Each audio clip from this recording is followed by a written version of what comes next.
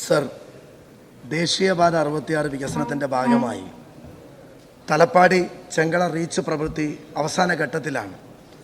പ്രവൃത്തി നല്ല രീതിയിൽ ദ്രുതഗതിയിൽ പുരോഗമിക്കുകയാണ്. എന്നാൽ നിർമ്മാണവുമായി ബന്ധപ്പെട്ട് എൻ്റെ മഞ്ചേശ്വരം നിയോജക മണ്ഡലത്തിൽ നിരവധി പ്രശ്നങ്ങൾ ഇപ്പോഴും പരിഹരിക്കാതെ കിടക്കുകയാണ്. ഇവിടുത്തെ പ്രധാന നഗരമായ ഉപ്പള ടൗണിൽ നിർമ്മിക്കുന്ന മേൽപ്പാലം നിലവിൽ 200 മീറ്റർ നീളത്തിലാണ് പണി നടന്നു വരുന്നത്. ഇത് 500 മീറ്റർ നീളത്തിൽ നിർമ്മിക്കണമെന്നാവശ്യപ്പെട്ട് തുടക്കം മുതൽ ഞങ്ങളൊക്കെ എല്ലാവരെയും സമീപിച്ചിട്ടും ഇതുവരെ അത് പൂർത്തിയാകാതെ നാട്ടുകാർ സമരത്തിലാണ്. കൂടാതെ ഹിദായത്ത് ബസാർ, ഹിദായത്ത് നഗർ, പക്രാച്ചപ്പള്ളി, ഹനഫി ജുമാ മസ്ജിദ് പ്രദേശങ്ങളിലെ ജനങ്ങൾ സഞ്ചാര സ്വാതന്ത്ര്യം നിഷേധിക്കപ്പെട്ട് വലിയ സങ്കടത്തിലും പ്രയാസത്തിലും സമരത്തിലുമാണ്. ഉദ്യാവരം, മാട, ഗോവിന്ദപ്പൈ ഗവൺമെൻറ് കോളേജ്, താലൂക്ക് ആശുപത്രി, നയബസാർ എന്നീ പ്രദേശങ്ങളിലെ നിലവിലെ അടിപ്പാത വീതി കൂട്ടണം. നിരവധി കുടുംബങ്ങൾ തിങ്ങിപ്പാർക്കുന്ന ശരിയ പ്രദേശത്തെ ജനങ്ങളുടെ സുഗമവും സുരക്ഷിതമായ സഞ്ചാരത്തിന് ഹൈവേ, റെയിൽവേ എന്നിവ കണക്ട് ചെയ്ത് ഒരു മേൽപ്പാലം നിർമ്മിക്കാനുള്ള ആവശ്യം ഉന്നയിച്ചുകൊണ്ട് അവിടെയും സമരം നടന്നുകൊണ്ടിരിക്കുകയാണ്. കാസർഗോഡ്, മംഗലാപുരം നഗരങ്ങൾക്കിടയിലെ പുരാതനവും വളരെ പ്രധാനപ്പെട്ടതുമായ കുമ്പള ടൗണിനെ പ്രതികൂലമായി ബാധിക്കുന്ന രീതിയിലാണ് നിലവിലെ NH നിർമ്മാണം എന്ന പരാതി പൊതുജനങ്ങൾക്ക് വ്യാപകമായി ഉയർന്നിട്ടുണ്ട്. അവിടെയും സമരം നടന്നുകൊണ്ടിരിക്കുകയാണ്. ആയതിനാൽ കുമ്പള ടൗണിൻ്റെ പ്രാധാന്യം കണക്കിലെടുത്ത് ഗതാഗത തടസ്സമില്ലാത്ത രീതിയിലുള്ള നിർമ്മാണ പ്രവർത്തനങ്ങൾ അനിവാര്യമാണ്. കുമ്പള നഗരത്തിന് ഗുണകരമാവും വിധം മേൽപ്പാലം ഉൾപ്പെടെ സാധ്യമായ എല്ലാ പ്രവർത്തനവും ഇവിടെ നടത്തേണ്ടതായിട്ടുണ്ട്. വളയം പ്രദേശത്ത് ജനങ്ങൾ റോഡിൻ്റെ ഇരുവശവും മുറിച്ചു കടക്കുന്നതിന് അണ്ടർപാസ് ആവശ്യമുന്നയിച്ച നിലവിൽ സമരത്തിലാണ്. ഇവിടെ ഒരു അടിപ്പാത ആവശ്യമാണ്. ചെറിയ പാലത്തിന് സമീപം ഇവിടെ നിലവിൽ മാത്രമാണ് അനുവദിച്ചിട്ടുള്ളത്. ഇത് തികച്ചും അപര്യാപ്തമാണ്. ഇവിടെ വീതി കൂട്ടി സർവീസ് റോഡ് നിർമ്മിക്കേണ്ടതായിട്ടുണ്ട്. ഉപ്പള, ഷിറിയ, കുമ്പള, മുഗലാൽ എന്നീ പാലങ്ങളുടെ സമീപം സ്ലിപ്പ് റോഡുകൾക്ക് പകരം സർവീസ് വീതി കൂടിയ റോഡുകൾ നിർമ്മിക്കണം. ആരിക്കാട് കടവത്ത് മത്സ്യത്തൊഴിലാളികൾ ഒരു അണ്ടർപാസ് ആവശ്യപ്പെട്ടുകൊണ്ട് അവിടെയും സമരത്തിലാണ്. കുമ്പള, ജനങ്ങളും സമരത്തിലാണ് സർ.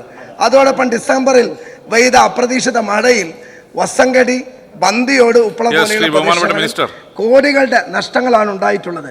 സർ, ഒരു കാര്യം കൂടി, ഈ നാട്ടുകാർ സമരം ചെയ്ത് ഡൽഹിയിൽ പോയി നിതിൻ ഗഡ്കരിയെ കാണുന്നു, CM-നെ കാണുന്നു, PWD മിനിസ്റ്ററെ കാണുന്നു, BL മീനയെ കാണുന്നു, പ്രോജക്ട് ഡയറക്ടറെ കാണുന്നു.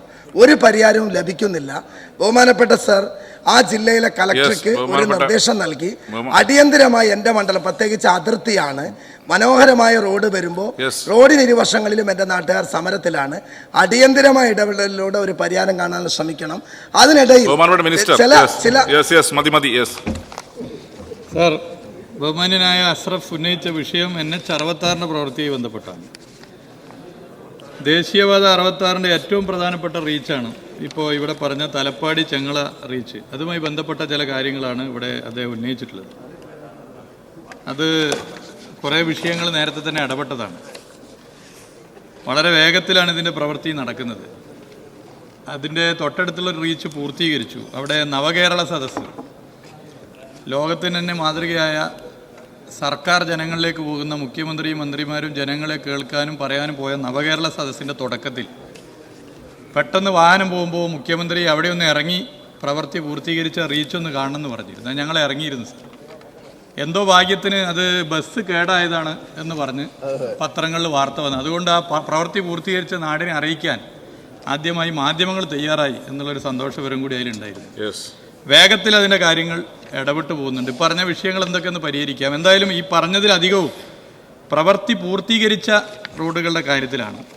കാസർഗോഡ് ജില്ലയിലെ റോഡുകളുടെ ചിത്രം വെച്ചുകൊണ്ടാണ് ഒരു പ്രമുഖ ദിനപത്രം NH 66 പ്രവൃത്തി കർണാടകയിൽ ഒച്ചിൻ്റെ വേഗത്തിലാണ്, എന്നാൽ കേരളം അതിവേഗം നടത്തുന്നു, കാരണം കേരളത്തിലെ സംസ്ഥാന സർക്കാർ ദേശീയപാത അതോറിറ്റിയുമായി ചേർന്നുകൊണ്ട് വളരെ കാര്യക്ഷമതയോടുകൂടി ഇടപെടുന്നുവെന്ന് റിപ്പോർട്ട് ചെയ്തത് അങ്ങനെയുള്ള റോഡ് കൂടിയാണ്. അപ്പോൾ അതുകൊണ്ട് മറ്റു കാര്യങ്ങൾ പരിശോധിച്ച് നമുക്ക് കാര്യങ്ങൾ ചെയ്യാം.